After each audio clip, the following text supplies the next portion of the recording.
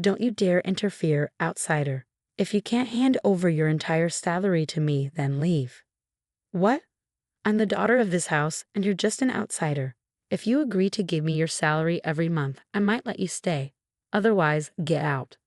I was dumbfounded by the harsh words spat out by my sister-in-law, Arlene.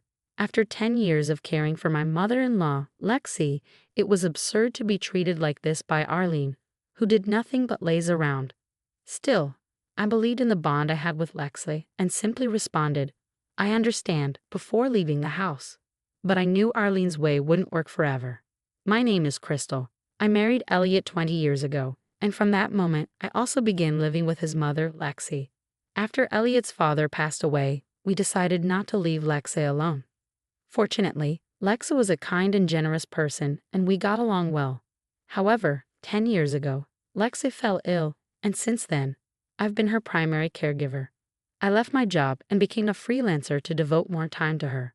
Having lost my parents early on, Lexi became like a real mother to me, so caring for her was never a burden.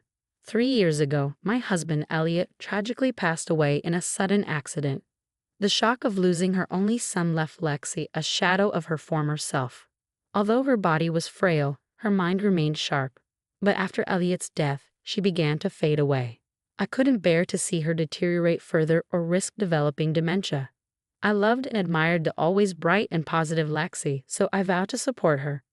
Sharing the grief of losing my husband with Lexi was more comforting than enduring it alone. In-laws or not, I was determined to continue living here and caring for her. But trouble soon arrived from the other side, my late husband's younger sister, Arlene. She returned home after her divorce and quickly became a source of strife. Elliot used to say with a wry smile, she's much younger and has always been spoiled. Indeed, Arlene was self-centered and demanding, acting like a queen whenever she visited for holidays. She never helped with care, cooking, or household chores, but would eat, drink, and leave a mess behind. Sometimes she even hurled nasty words our way, and expecting gratitude from her was futile. Despite knowing I was busy with caregiving, Arlene would frequently leave her child with me and go off to have fun. When she finally came to pick up her child, she would take home the food I had made without permission. Even in her own home, such behavior was excessive. Once I gently pointed this out to her, but she snapped back, Crystal, you're just a barren freeloader, so the least you can do is all the housework, right? It's sad for mom not having grandchildren, so that's why I bring my kids here. Hearing such cruel words from her, especially when I had longed for children but couldn't have any, was unbelievable. I couldn't believe she was Lexi's daughter. Realizing it was pointless to argue, I decided not to say anything. We didn't see each other often, and I thought I could just endure it. But as I hoped to live peacefully, Arlene's visits became more frequent. Arlene, why are you leaving your child here so often and coming home late? Lexi once asked. I started a part-time job because the kids need more money. You must be happy to see your grandchild, she replied. Yes, Lexi said, but she seemed unconvinced. I wondered why Arlene would work until night while her child was still young. It didn't seem to be out of financial necessity, but I kept silent. Then one day, Arlene arrived unannounced again. This time, instead of leaving her child, she dragged in a large travel trunk. I got divorced, so I'll be living here from now on, she suddenly declared. Lexi and I were shocked and asked what she meant. With a tearful expression, Arlene began to speak. She claimed she had endured violence from her husband for a long time and had finally decided to divorce him. Unable to bear it any longer, she left the house under the condition of divorce, leaving her child behind because her husband wouldn't allow her to take them. I stood there stunned. I had met Arlene's husband a few times, and he seemed gentle and kind, not at all like the person she described. In fact, it was Arlene who often yelled at her husband and children unreasonably. I doubted Arlene's story, but Lexi, perhaps believing her daughter's words, agreed to let her stay.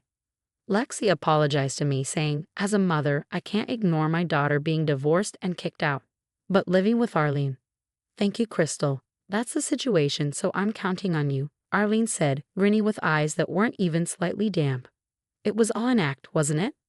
Thus began life under one roof with the returned Arlene, who continued to do nothing.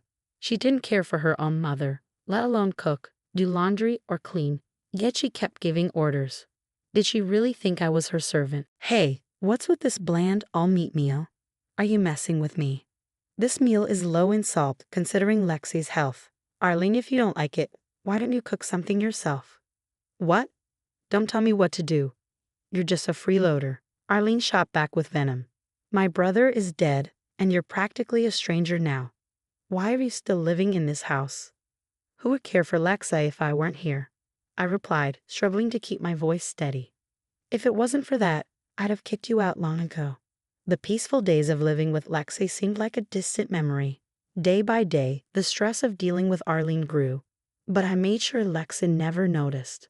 One day, Lexi spoke up. Crystal, there's a place I want to go.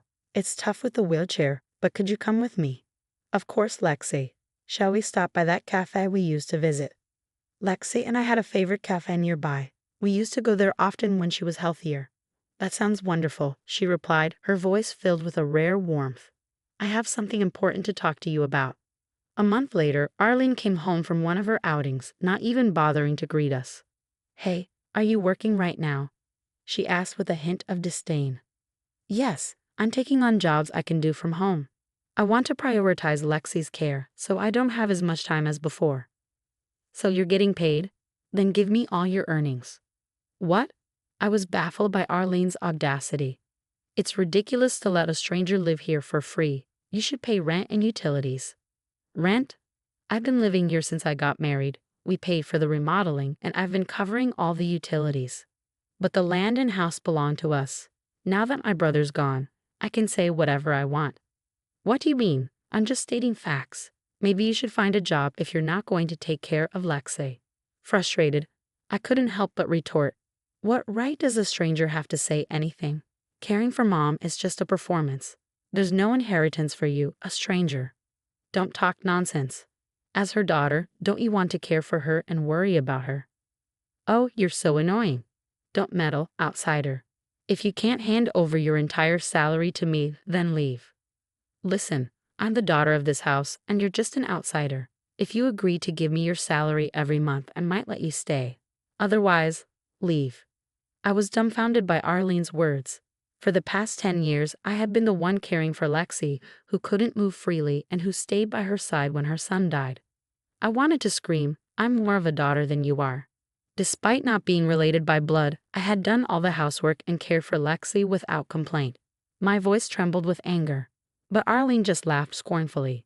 Isn't it natural to get paid for letting someone who's not even family live in the house? You must be after the inheritance. All right, if that's how it is, I'll leave. Huh, so you can't pay me the salary? What about Mom's care? Promise me you'll take care of that properly. Yeah, I got it. Stop nagging. You know the helper you've been using, right? Arrange for them to come every day and make sure you handle the payment. I couldn't believe it. She had no intention of taking care of her mother herself. I couldn't leave Lexi with someone like that. I immediately called a care manager I knew. A few days later, I moved out, but Arlene was hardly ever home, always out and about. I coordinated with the care manager and visited Lexi when Arlene was absent. I'm so sorry, Crystal. I never thought she'd kick you out. I told her to take it back, but she wouldn't listen, Lexi said, her voice heavy with regret. Lexi, don't worry about it. Just call me if you need anything. Then suddenly, the end came.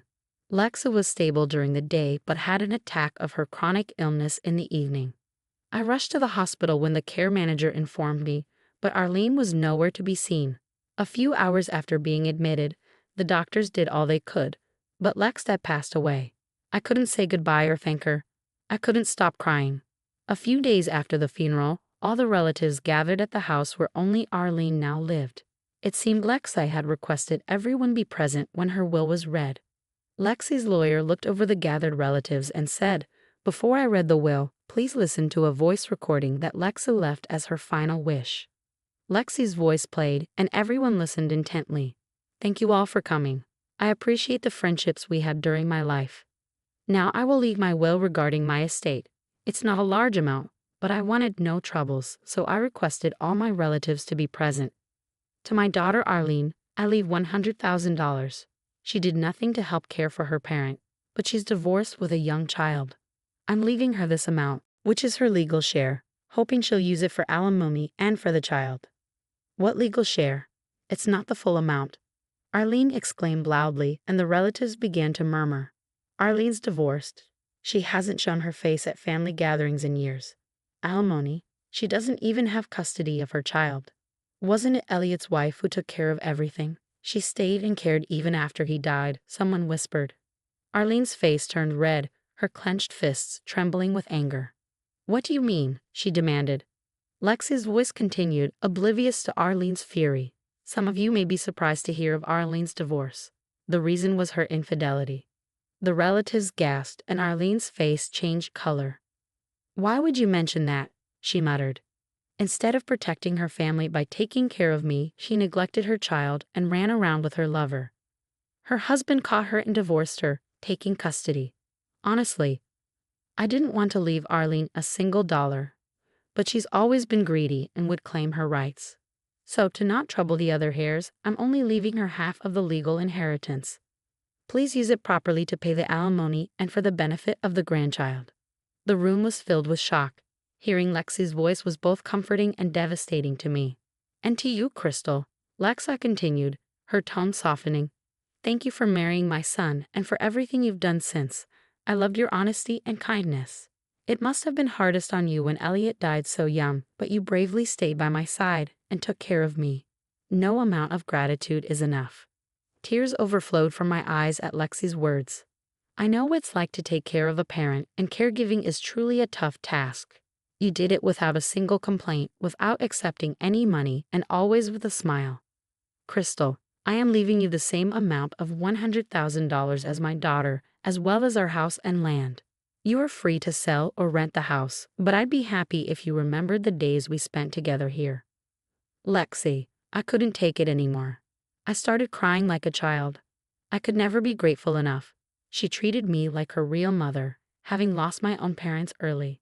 To all my relatives, thank you for everything. Asterisk asterisk, my last wish asterisk asterisk. My last wish is for you to watch over my son's widow, Crystal, who will now be alone. Ensure she lives a bright and strong life. That's all. Lexi's voice echoed through the room. All I could hear around me were sobs. I couldn't stop my own tears either. Only Arlene was screaming loudly in such a situation. This is ridiculous. Such a will is invalid. Are you some kind of fake lawyer? She shouted. If you have doubts, we can meet in court. I'll appear as the opposing lawyer, and you'll see I'm legitimate, the lawyer calmly replied. That woman was just my brother's wife, a stranger. I'm the real daughter. It's absurd she gets the same amount and the house too. Arlene's voice was filled with desperation. She hadn't even attended Lexi's last moments, shedding not a single tear, only frantic now. Unforgivable. This hellish creature. I wiped my tears and stood up. Arlene, Mom might have been physically disabled, but she thought more of her family than anyone. This was the result of that. You knew about it. That's why you played down and left, Arlene accused, her face twisted with anger. I'm hearing about the will for the first time now. How did Mom even know about my relationships? Mom was worried when you started leaving your child frequently. That's why she contacted your ex-husband after your divorce. What? Then I met and talked with him. Lexa couldn't go out alone. Your husband tried to reconcile many times despite your repeated infidelities. He showed me the evidence. But the kind husband had no intention to demand alimony. Yet, Lexa suggested he should. She said the 3-year statute of limitations from the divorce would soon be up. No, wait, that's a lie. Arlene's voice cracked, her face growing pale as she realized the gravity of the situation. Everyone in the room looked at Arlene with contempt, neglecting her child and husband for affairs. Lexa probably didn't even want to leave her anything. Having a rightful heir like this can be troublesome, but it must have been for the grandchild's sake. She was kind, the relatives commented, casting stern looks at Arlene. Also about my inheritance, you seem unhappy, but I was legally adopted by Mom. I'm Lexi's child in the eyes of the law. What? Arlene turned even paler but kept on ranting. That's impossible. I didn't approve of that. It's not allowed without the daughter's consent. No consent is needed for an adoption, the lawyer added, sealing Arlene's fate. So I may have been driven out of the house, but things have changed. Since I'm inheriting the house, could you pack your things and leave soon? Arlene collapsed on the spot, unable to respond. There was applause from the relatives who heard everything. Some had tears in their eyes. It's good that you, who care for Lexi, are rewarded. You were like a real daughter. If you have any trouble, let us know, one of them said. I bowed deeply. Thank you. Lexi had probably gathered everyone to ensure I wouldn't be misunderstood or rumored about after inheriting the estate. After everything was made public and she lost the trust of the relatives, Harleen was left without anyone speaking to her. She later left the house in a huff, reportedly paying alimony to her ex-husband from her inheritance, but her life afterwards seemed difficult. Yet the fact that tens of thousands of dollars remained for Arlene, who had no savings or job, speaks volumes about Lexi's generosity. Ideally, she should use the money for her child and start working hard. But people like her rarely change. She'll probably run out of money soon. As for me, I'm now living leisurely, sorting through the belongings in my old home. The house is too big for one person, and the property taxes are quite high. I need to think about what to do. The lawyer gave me the recording of Lexa reading her will, saying Lexa had asked for me to have it, just remembering her words. Thank you for everything. I love your honesty and kindness. Makes me tear up. I wonder if I was able to properly express my gratitude to Lexi. I never thought of it as caregiving, but as something natural, being together all the time. Could my feelings have been conveyed through that? Maybe the contents of the will are Lexi's answer. I wiped my tears. It's still too soon. Staying in the house brings waves of sadness. If I keep crying, I'll worry my husband and Lexi above. All right, today I'll go to that cafe for the first time in a while. I said it out loud.